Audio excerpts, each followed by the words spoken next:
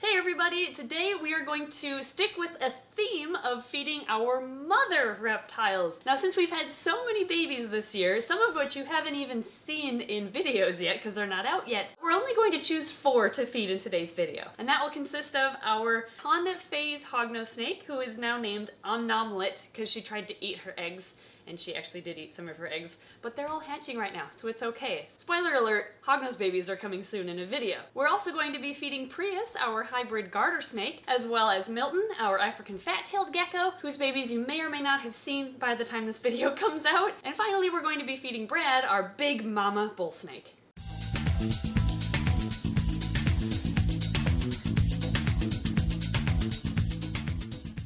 Before we begin, I'd like to thank Audible for sponsoring today's video. Because of COVID, I've spent a lot more time at home and I've realized how weird of a person I've become. It all started when I began challenging the snakes to staring contests.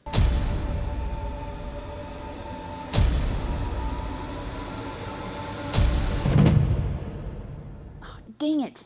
It then progressed to using the airplane method to getting picky hognose snakes to eat. Here comes the airplane.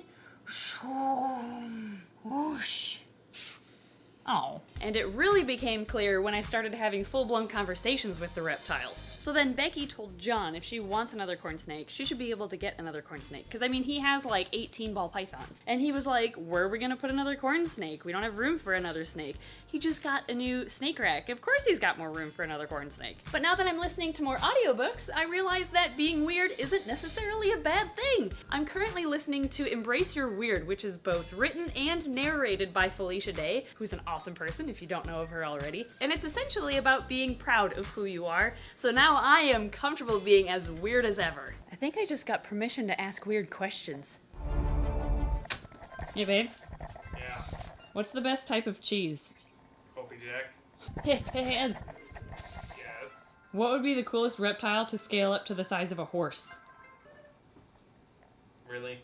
Yes. No. And a knoll? Yes. A horse-sized knoll? That would be terrifying. Yes, it would. Do you think the new neighbor's attractive? What? Hey Ed. Go away. Anyway, listening to Audible is a great way to bring some normality back into your life with everything going on right now. And now Audible is offering free unlimited downloads of their Audible originals for members, which you can sign up for today and get your free audiobook and a 30-day free trial. Just go to audible.com/snake-discovery or text Snake Discovery to 500-500 where you can get the Embrace Your Weird audiobook or any audiobook in their library that you choose. If you don't like the one that you picked, you can exchange it, no questions asked. I mean, they have the largest selection of audiobooks on the planet, not to mention the fitness routines, podcasts, guided meditation, and more. And you can cancel at any time, but you still get to keep whatever you've already downloaded. Again, just go to audible.com/snake-discovery or text Snake Discovery to 500-500 to get your free audiobook and access to unlimited Audible originals today. Thanks again, Audible, for sponsoring today's video, and without further ado, let's feed some reptiles. Let's start, since she's already out, with Untitled, our hognose snake. All right, girl, here you go. Here's a nice big mouse for you.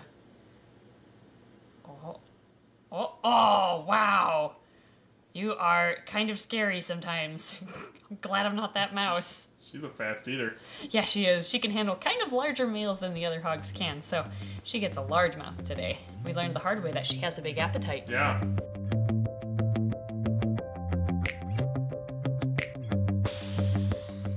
Oh, reach and squish. Reach and squish.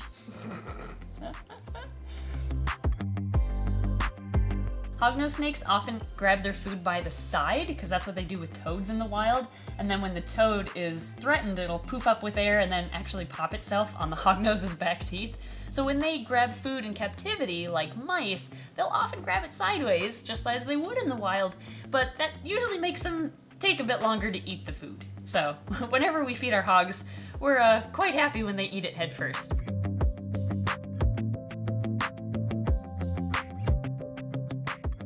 Next, we'll feed our African fat-tailed gecko, Milton.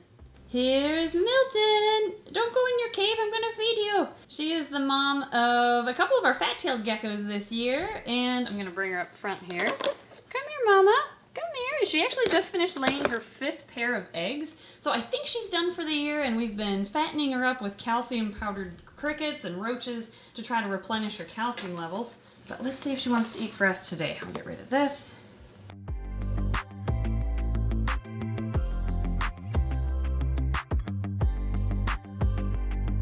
Okay, dude, I know you're not the mother and your girlfriend's over there, but we're staying over here because you get to eat her food. Oh, doesn't that smell good? Oh.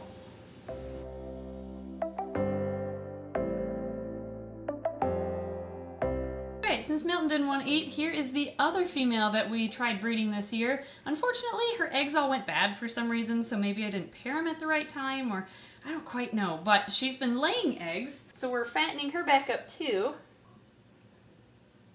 And she doesn't want to eat either. Shoot, sorry guys, we failed on the geckos.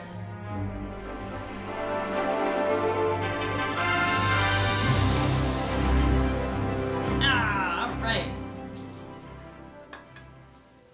Breaking our rule, and we're feeding a dad instead of a mom, but that's okay, the moms didn't want to eat. I was able to find a couple of white Dubia roaches, which is what we're feeding today, and white ones aren't albino. It just means that they recently molted or shed their exoskeleton, and they're really soft, which actually means they're the perfect time to feed because they don't have as much of a chitinous exoskeleton there. So if you see white Dubia roaches in your colony, feed those right away before they harden. Or you can let them harden and they're probably fine to feed anyway. Here you go. Do you want another check?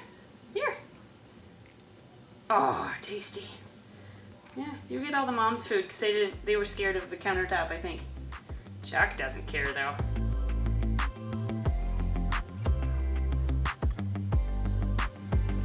Mmm, tasty.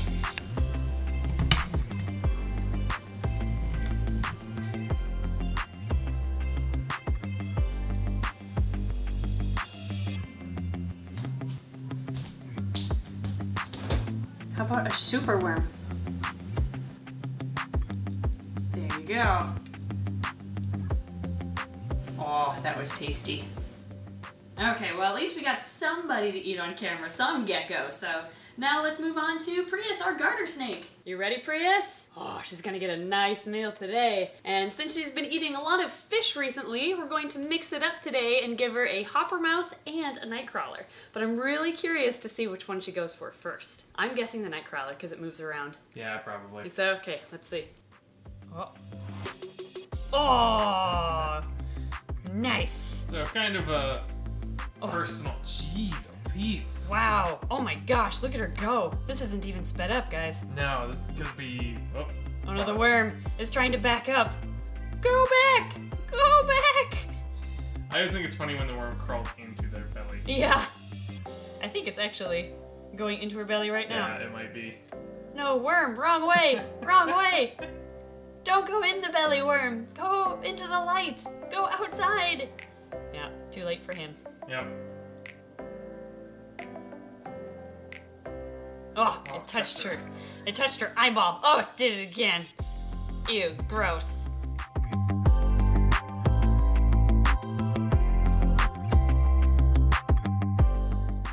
Will you eat the mouse too? No? Don't want the mouse? No. We just want the worm. Let's end with feeding Brad, our ginormous bull snake.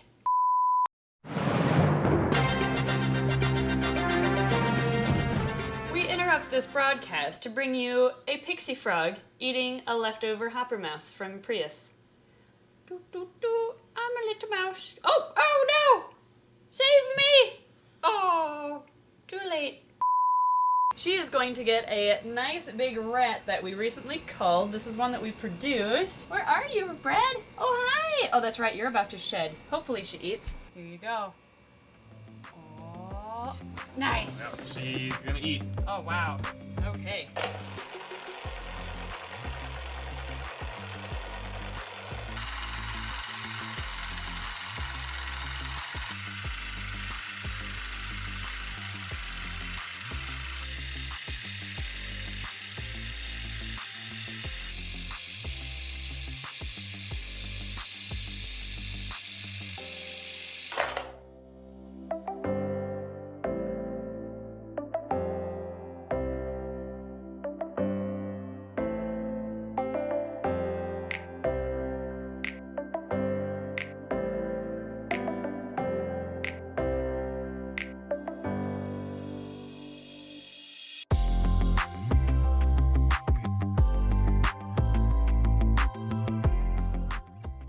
Brad had a wonderful clutch of babies this year, which consisted of primarily sassy hatchlings. Like, her babies have big attitudes for sure. But Brad has been a mother longer than any of the other snakes in our possession. This was our 5th year breeding her, actually.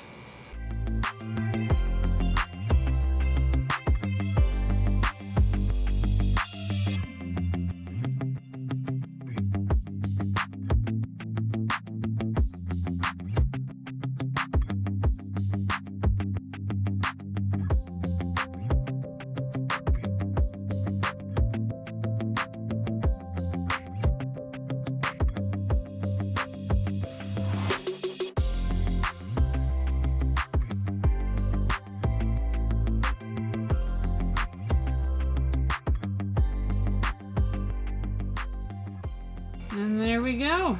There goes the rat. Good job, Brad. Good job, Mama. That was a good meal for you. So there you have it. Several of our mama reptiles eating for you. And one dad. And one dad. Yep, Chuck. That's right. He got to eat too because none of the mama geckos wanted to eat.